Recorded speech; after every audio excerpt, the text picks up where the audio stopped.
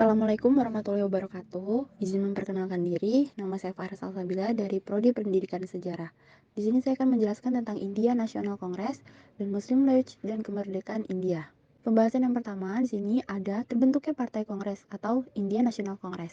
Gerakan nasionalisme di India muncul pada tahun 1885 dengan ditandai berdirinya All India National Congress atau bisa disebut Kongres. Kongres adalah semacam majelis kerakyatan yang di dalamnya terdapat wakil-wakil dari golongan Hindu, Buddha, dan Islam. Tokoh-tokoh yang terkenal antara lain ada Mahatma Gandhi, Ali Liquid Khan, Jawaharlal Nehru, Muhammad Ali Jinnah, B.J. Tilak, dan Banerjee. Majelis tersebut dibuat tentunya bukan tanpa alasan. Banyak faktor di dalamnya yang membuat tokoh-tokoh terkenal tersebut bersatu. Bersatu demi kepentingan bersama tanpa memandang agama. Gerakan nasionalisme di India tidak hanya di bidang politik, tetapi juga di dalam bidang keagamaan. Nasionalisme India bukan hanya gerakan kebangsaan untuk mencapai kemerdekaan, tetapi juga untuk pembaruan manusianya. Beberapa gerakan keagamaan tersebut yaitu Brahma Samat, Ramakrishna, dan Sanitiketan. Selain daripada itu, tokoh besar India Mahatma Gandhi juga memberikan penawaran agar upaya gerakan ini bisa efektif. Langkah-langkah yang diambil oleh beliau yaitu ada ahisma, artinya melawan musuh tanpa kekerasan fisik. Ada hartal, artinya pemogokan. Habis itu ada satyagraha, tetap setia kepada kebenaran dan menolak kerjasama dengan Inggris. Terus ada yang terakhir, swedisa, artinya hidup dengan usaha sendiri. Kemudian ada terbentuknya Partai Liga Muslim atau Muslim League. Sejarah India sebagai atas 3 fase. Fase pertama adalah fase Hindu kuno, fase kedua adalah fase Islam pertengahan, dan fase ketiga adalah fase Inggris atau modern. Pada masa India kuno, masyarakat India merupakan masyarakat yang hebat, tetapi selanjutnya mereka diserang oleh kaum barbar. Kedatangan orang Islam di India juga dianggap sebagai penjajah dan menghancurkan masyarakat Hindu India kuno.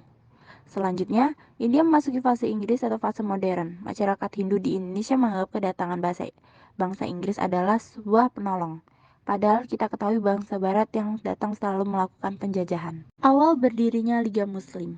Pada tahun 1906, di kota Dhaka, didirikan sebuah organisasi yang disebut dengan Liga Muslim.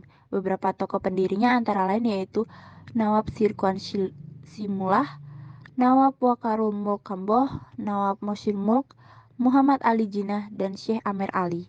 Tujuan dibentuknya Liga Muslim adalah untuk membela kepentingan kaum muslim di segala bidang kehidupan, baik ekonomi, politik, sosial, dan kebudayaan yang bersumber pada Islam. Antara tahun 1938 dan akhir tahun 1942, Liga telah memperoleh kemenangan 46 dari 56 pemilihan darurat dalam Dewan Konstitusi dari provinsi-provinsi. Kemarahan orang-orang muslimin atas apa yang mereka dapatkan dalam bulan Agustus 1939, Liga mengunjurkan pada pemerintahan kolonial Inggris agar membatalkan bagian Federasi Konstitusi 1935. Sejak tahun 1924, pembagian India antara kaum Hindu dan Muslimin telah diusulkan oleh salah satu pimpinan Hindu. Di tahun 1933, Rahmat Ali menciptakan nama Pakistan, dan sejak saat itu mereka berjuang untuk mencapaiannya. Setelah muncul rencana pembentukan Pakistan oleh Rahmat Ali, orang Muslimin yang sudah terlalu menderita berpikiran untuk mendirikan negara Muslim. Mereka merasa bahwa mereka adalah orang Muslim dan barulah mereka merasa menjadi orang India. Setelah dibentuknya pada tahun 1906, Liga Muslim mulai melakukan tugasnya untuk membela kepentingan kaum muslim di segala lapangan kehidupan, baik dalam ekonomi, politik, serta sosial, kebudayaan yang bersumber Islam. Presiden Liga Muslim pada tahun 1913 adalah Muhammad Ali Jinnah. Liga Muslim banyak melakukan perbincangan dan perundingan dengan pihak Kongres Nasional. Salah satu hasil dari perundingan yang dilakukan oleh Liga Muslim adalah Perjanjian Lucknow pada tahun 1916. Menurut Perjanjian Lucknow, umat Islam India akan memperoleh daerah pemilihan terpisah dan ketentuan ini akan dicantumkan dalam Undang-Undang Dasar India dan akan disusun kelak kalau telah tiba waktunya. Pada tahun 1930 sampai dengan 1932 diadakan Konvensi Meja Bundar oleh Inggris. Konvensi ini bertujuan untuk meninjau perubahan-perubahan tata negara. Undang-undang pemerintahan ini tahun 1935 tidak membuat puas Kongres atau kaum muslim. Liga Muslim mengetahui bahwa sebagian tuntutan dikabulkan, yaitu Provinsi Sindh dan Northwest United dijadikan sebagai provinsi yang mayoritas adalah orang muslim. Di Punjab, orang muslim menduduki 49% dari semua kursi, dan di Belanga, orang muslim terdapat 47%. Federasi dari Undang-Undang 1935 tidak dilakukan, tetapi bagi Kongres maupun Liga tahun 1937 memperjuangkan dalam pemilihan Dewan Provinsi yang baru. Di bawah kepemimpinan Jawaharlal Nehru dan dengan rencana tentang perubahan ekonomi dan sosial, Kongres banyak memperoleh suara mayoritas dalam 15 Dewan Provinsi dan menjadi golongan terbesar dari 2 provinsi lainnya.